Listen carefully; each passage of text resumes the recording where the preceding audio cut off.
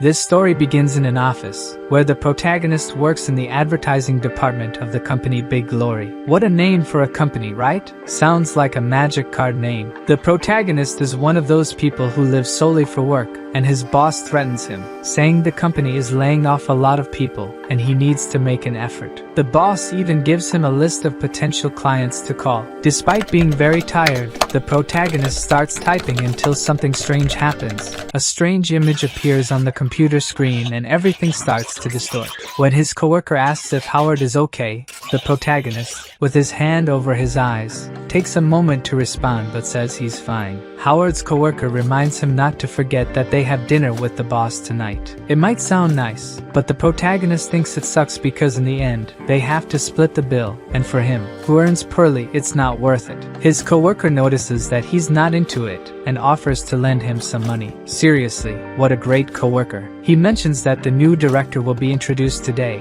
so they can't afford to miss it. And speaking of her, look who's coming. Her name is Sabrina Luo, and as she passes by, the guys are all dumbstruck, and the protagonist says that this woman is out of this world for someone like him. A few hours later, everyone is celebrating and socializing with their coworkers, everyone laughing and eating peacefully, but the protagonist starts to have the same problem he had at the office, and his iris starts turning blue, and suddenly his nervous system was connected to some kind of system, and an image above him that only he could see. And the image begins to say, "Of course they can't see us. Star Universe Limited strives to bring the best experience to its customers and achieve groundbreaking innovations based on virtual reality. We calculate and design for all sensory organs, including your mind. That's why we are capable of silent communication." But the protagonist, not understanding anything, says he never bought anything virtual reality related and doesn't have money for it. But the image continues. "You will be the tester of our specially made dreamland, where you will have many different life experiences. Think of it as the high-end version of a VR game." Throwing flashbang. The protagonist, like any other softie, says he doesn't want any of that and that he has to go to work tomorrow. So the robot tells him that the system is capable of taking a copy of each person from real life and if he wouldn't like to live life as a different person. But before the protagonist can respond, his boss arrives with the new director Sabrina to introduce her. The boss introduces her to the employee who's the biggest suck-up he has. When it's the protagonist's turn, the director asks him his name, and he starts to introduce himself, but is interrupted by the boss saying he's nobody and that he has mediocre skills. But in reality, it's all a lie because we see that the protagonist was indeed very skilled but didn't suck up to the boss, so he resented him. Then the director says she understands and leaves with the boss. The protagonist's colleague feels a little sorry for him. When it's time to leave, everyone starts saying goodbye. Howard is upset saying he worked so hard but wasn't recognized. His friend tries to console him saying that to be recognized you just have to suck up to the boss. But in a flashback we see that this guy was a leader defending students back in school, and the protagonist says that now he is totally different from what he was before he succumbed to the system. Then the boss appears telling the director she doesn't need to waste time with the insignificant ones, but she doesn't pay much attention to him and says she knows what she's doing and the protagonist overhears everything.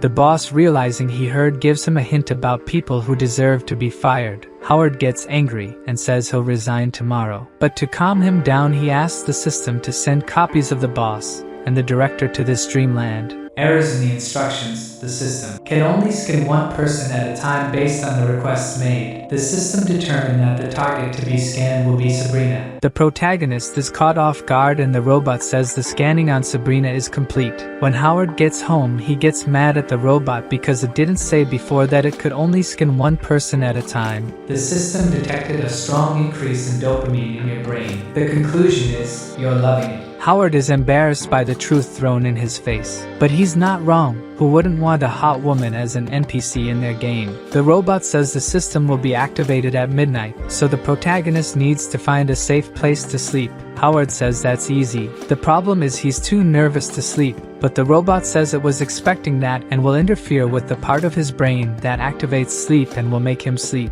Then the system starts and Howard starts seeing things as his heart races, but he falls asleep.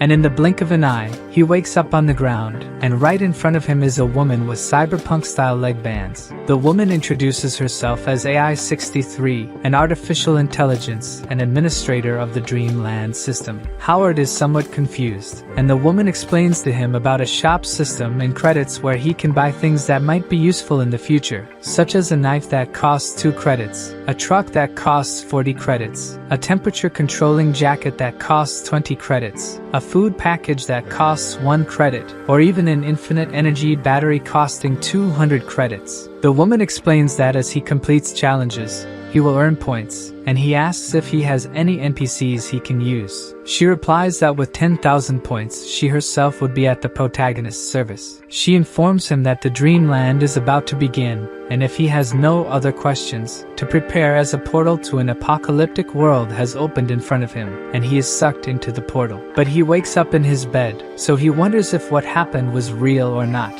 However, as he woke up at home, he believes it was just a delusion on his part, and goes to take a shower to go to work. But the bathroom has no power, so he changes and goes downstairs from his building. When he steps onto the sidewalk, the street is strange with debris and empty vehicles. He also doesn't see anyone nearby, but he starts to hear a noise that gets louder and louder until suddenly, an out-of-control plane appears and crashes right in front of him. The plane explodes, and the protagonist is thrown away but manages to survive by hiding behind a car. The mimic Dreamland Doomsday survival has started. What would you do to survive if all the people in the world suddenly vanished? The difficulty level is 0. You have 180 days to fight this battle. The protagonist doesn't stay in shock, saying, "What do you mean, 180 days?" But as Howard complains, the sound of liquid dripping sounds in his ear, and when he crouches down, he realizes it's gasoline leaking from the car. Another explosion throws him once again.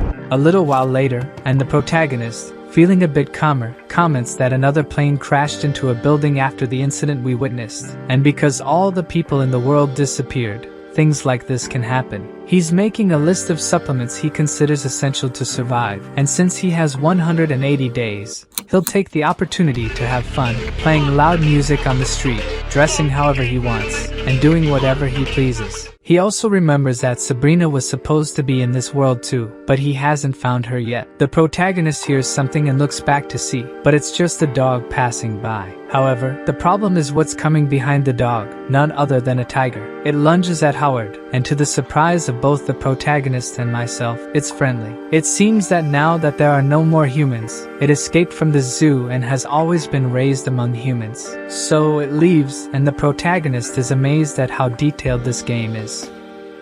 Howard starts having difficulty finding water, and without power, the food starts to spoil, and now there are worms everywhere. Without food, he won't last long. While he's carrying water in his car, he takes the opportunity to loot a restaurant and finds a generator along with a freezer with fresh meat. Now he can make that his shelter. During the day, he loots places, and at night, he plants seeds and fertilizes them with the rotten food. The guy is a genius, but after these 31 days, loneliness starts to mess with the protagonist's head. He starts seeing his friend inside the car with him, saying things. Anyone who watched I Am Legend will get the reference. The protagonist says the city has turned into a dump and there are flies everywhere, and at night, he feels worms crawling on his body. He's going really crazy. Suddenly, a light shines on his face, and he brakes abruptly, spinning on the road and hitting none other than Sabrina's car. She finally appears, and now Howard will have someone in place of his mannequin. Sabrina wakes up not knowing where she is, notices that someone has bandaged her, and she's wearing men's clothing. When she leaves the room, she notices the diesel generator and a fresh meal on the table. She finds Howard shaving. After all this time without seeing anyone, he must want to look presentable for her. Howard says he cooked for her and invites her to eat together. She reveals that they already knew each other and asks his name. He introduces himself as Howard Chin and thinks the game also managed to copy her memories. Sabrina is impressed with everything he has done, the electricity, the food. He just says he was lucky and asks how she spent this time. She says everyone had disappeared, and he is the first person she has met since then. Howard asks what her plan is from now on, and she says she still doesn't know what she's going to do. So he suggests that she move in with him. If she gets sick, she would have someone to take care of her, and they could live much better there. Without a better choice in this world, she accepts the offer. But right from the start, she makes it clear that he's not her type, and she wants to keep her distance. The protagonist is incredulous at what he just heard from her, but as the only interaction they have is with Donald, the mannequin, he accepts her terms. Thank you for watching. Don't forget to subscribe to the channel so you don't miss out on upcoming videos. Leave a like if you enjoyed it and share with your friends. See you in the next video. Bye for now.